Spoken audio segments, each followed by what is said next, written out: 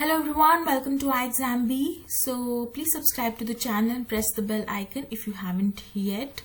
In this video, I'm going to discuss some previous year questions for your SEBI general examination. So we will be discussing the economics part of the previous year questions, the kind of questions that have been asked in the SEBI general examination, and this will give you an idea about how you should strategize your preparation. This is the part 1 of the video where we are discussing the previous year questions.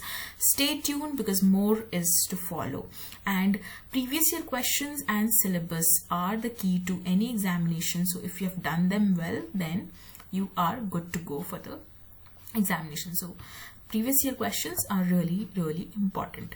Let's start the video. Let's look at what kind of questions have been asked. So the first question here is that it talks about what exactly is a Phillips curve. So Phillips curve, you have several options. So basically you have to find out what kind of relationship the Phillips curve depicts. So this is the general scenario that they are talking about, what kind of depiction it is. So we know that it tells us a relationship between inflation and unemployment, right? On one axis you have the inflation rate and the other axis you have the unemployment rate. So it is a negatively sloping graph. So this was given by A.W. Phillips, the concept. So the right answer here is answer C. It's a negative relationship between inflation and unemployment. So this particular concept was given by A.W. Phillips, and he said he took the data on money wages and unemployment, and that's how he worked on the Phillips curve concept. He found out that there was a negative kind of relationship between money wages and unemployment, and then he money wages, he tried to show this through inflation rate. So that's how we came to understand this graph as a negative relationship between inflation rate and the unemployment rate. Okay, it's a stable inverse relationship, and this was done by A.W. Phillips.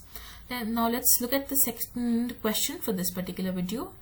So the second question talks about what is a supply of hotel room with breakfast called in GST. So if you have a hotel room and there is a breakfast option also available, then what kind of supply is it called? Again, a very easy question, a conceptual question. The options are integrated supply, composite supply, combined supply, dual supply, none of the above. So this kind of supply is called a composite supply, because composite supply means that it includes 2 or more goods. So here you have a supply of hotel room as well as breakfast is there.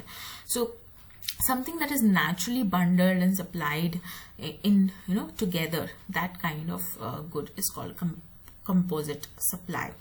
So these are sold as some combination, so room plus with breakfast, that's the combination, that's how it's sold. Okay, let's look at the third question. So this particular question talks about what is the difference between M1 and M3 money. So we know that there are broadly 4 measures of money supply: M1, M2, M3 and M4, right? And then later on these aggregates were also revised by RBI, and new monetary aggregates were released, which were called NM1, NM2 and NM3, right? I've discussed these concepts in detail in another video. You can have a look at that also if you like on the channel. I will provide a link to that video. Okay, so you just have to find out among the options that what is the difference between M1 and M3. Now M3 and M4 are the broad measures of money supply, and whereas M1 and M2 are narrow measures of money supply. So among these categories, what is it that differentiates M1 from M3? So here the right answer is your answer B, time deposits with bank. So the 4 measures of money supply are given here. M1 includes currency, demand deposits plus other deposits with RBI. Okay, M2 includes M1, complete M1 plus saving deposits with post office savings banks, and M3 is M1 plus time deposits with the banks. So this is savings deposit and this is time deposits with the banks.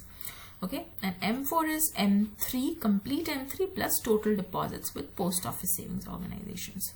So it includes, say, post office savings organizations as well as it includes the commercial banks deposits, both, right? So that's the difference. Next question is that which of the following gives the fiscal deficit? Now see, we know what is fiscal deficit. It is approximately the total borrowings, right? So now there are different ways that you can find out fiscal deficit. Among these options, what is the most appropriate one? That is what you have to find out.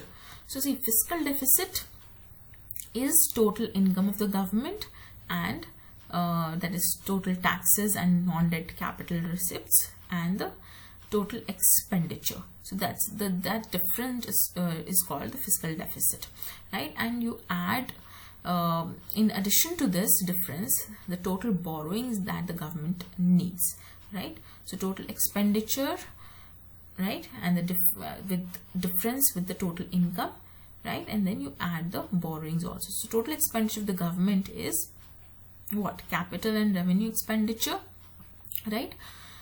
So that's, you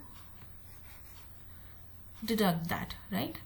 So the right option here is answer B, revenue receipts plus recovered loan and other receipt minus total expenditure. So you deduct the total expenditure from these receipts: revenue receipts, recovery loans and other receipts. So total income of the government here, okay? Whatever the income the government is getting, from that income you deduct the total expenditure.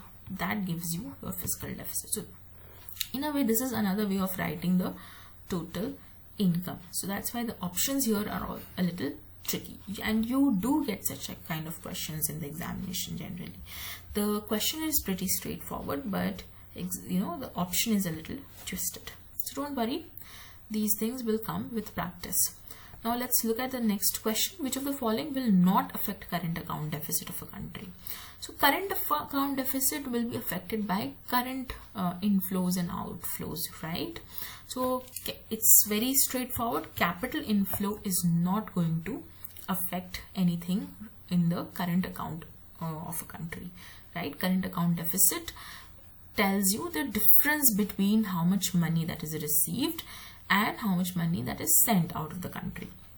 Okay, so if there are capital transfers, they are part of capital account and not current account. So capital inflow will affect the capital account and not the current account deficit. Okay, I hope all these questions were clear to you. We have a very extensive SEBI General online course. If you wish, you can have a look at. If you have any queries also, you can call us on this number and we will resolve your queries, or you can email us also. I hope your preparation is going good for the SEBI General examination. Stay tuned for the next part. We'll be explaining other questions that have been asked in the examination also. Thank you.